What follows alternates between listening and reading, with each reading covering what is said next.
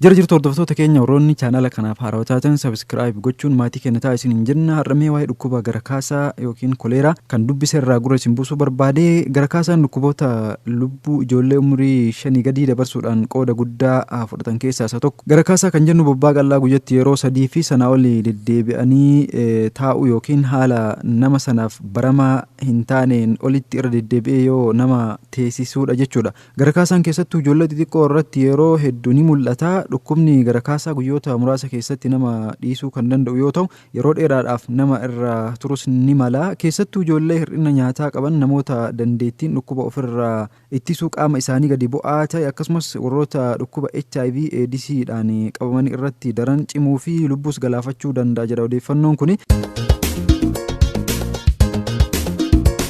Akka dhaabbata fayyaa addunyaatti gara kaasaa gosa 3tu jira. Isaanis gara kaasaa bobbaa qal'aa akka bishaanii qabu kan dafee nama teessisu acute water diarrhea kan jedhamu jechuudha. Fakkeenyaaf kan akka dhukkuba koleeraatiin dhufu jechuudha. Lammaffaan ammoo gara kaasaa dhiiga makatu, kunis dafee kan nama teessisu acute blood diarrhea kan jedhamu jechuudha. Fakkeenyaaf ambeebaadha. Sadaffaan akka dhaabbanni fayyaa addunyaa kaasutti jechuudha gara kaasaa nama irra ture persistent diarrhea kan jedhamu jechuudha. Inni kun guyyaa 14 fi sanii ol kan namarra turuu danda'udha jechuudha. Sababoota dhukkuba gara kaasaatiif nama saaxilan keessaa tokkoffaan kulkula yookiin infekshinii mar'umaanii jechuudha.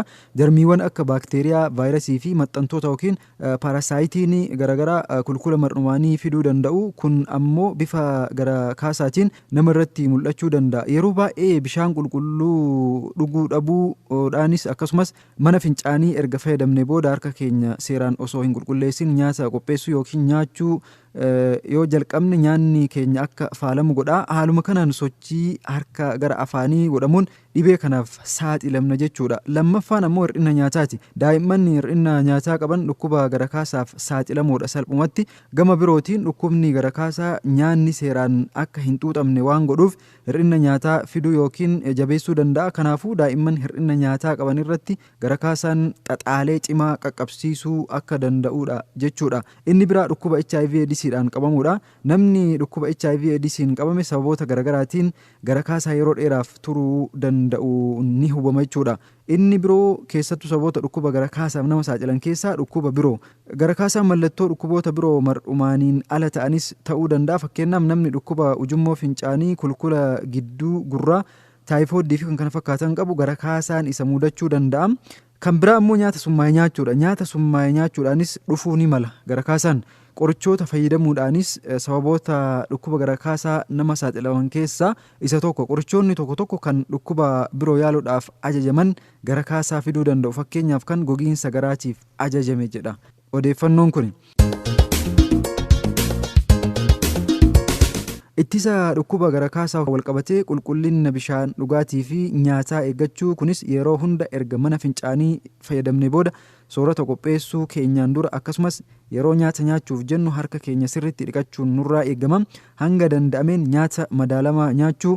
Nyaata madaalamaa yommuu jennu wantoota qaama keenya ijaaruu danda'an pirootiinii garaagaraa qaama keenyaaf humna kennan, kaarboonhaayidireetii fi cooma, vaayitaaminoota, albuudota qaama keenyaaf barbaachisan of keessaa qaban jechuudha. Gosootuma nyaataa argachuu dandeenyu garaagaraa fayyadamuudhaan nyaata madaalamaa kana argachuus ni dandeenya. Akka odeeffannoon kun jedhutti daa'imman dhalatanii baatii ji'a 6 gad ta'an harma haadhaa qofti gahaa waan ta'eef waan biraa jalqabsiisuun hin gorfamu jechuudha.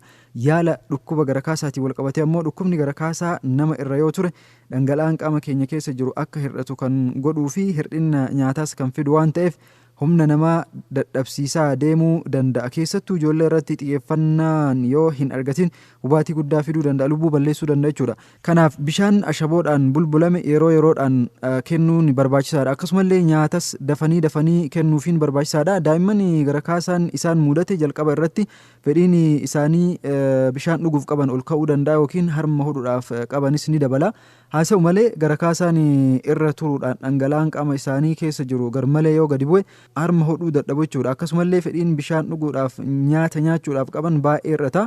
Mallattoon kun mul'annaan dafanii mana yaalaa geessuun baay'ee barbaachisaadha. mana yaalaatti sadarkaa miidhama isaanii irratti hundaa'uudhaan yaalli garaagaraa kennamuufii danda'a.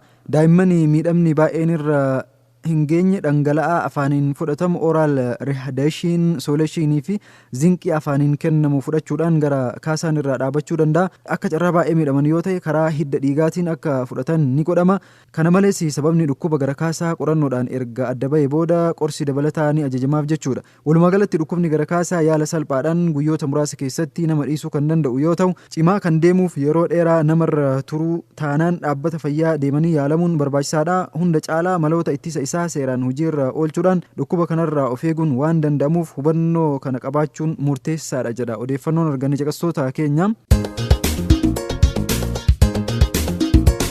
Kanuma walqabatee egaa dhibeen koleeraas ni jira. Koleeraan infekshinii mar'umaanii kan baakteeriyaa vaaveeriyoo koleeree jedhamuun kan inni dhufu yeroo baay'ee dhangala'oo qaama albuudota qaama barbaachisoo ta'an kanneen akka pootaasheemii, soodeemii fa'a qaama keenya keessaa hir'isuu yookiin gogsuudhaan daqiiqaa fi sa'aatii muraasa keessatti lubbuu galaafachuu dhukkuba danda'uudha jechuudha.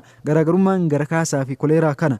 Dhibeen kun biyyoota dinagdeen badhaadhan keessatti bishaan qulqulluu gahaa waan argataniif qulqullina dhuunfaa fi naannoo isaanii sirriitti waan eeggataniif walitti baay'achuu yookiin gobbachuu baay'ee waan hin qabneef talaallii gahaa waan argataniif kan kana fakkaatan irraa kan ka'e baay'ee mul'atu.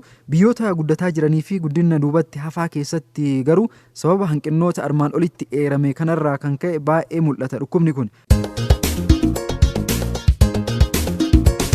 Dhukkubni koleeraa akkamitti daddarba kan jedhuuf dhibeen koleeraa bishaan baakteeriyaan faalame dhuguun nyaata yookiin kuduraaf muduraa baakteeriyaan faalame nyaachuu fi kan kana fakkaatan fa'aan daddarba.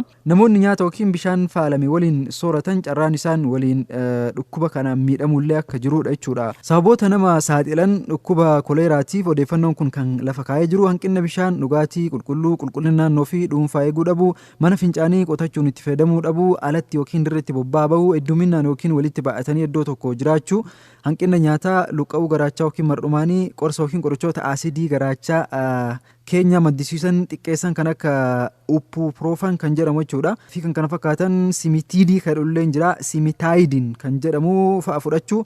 Mallattooleen isaa baasaa bishaanawaa ta'e kan ruuzii fakkaatu hammaan baay'ee guddaa ta'e.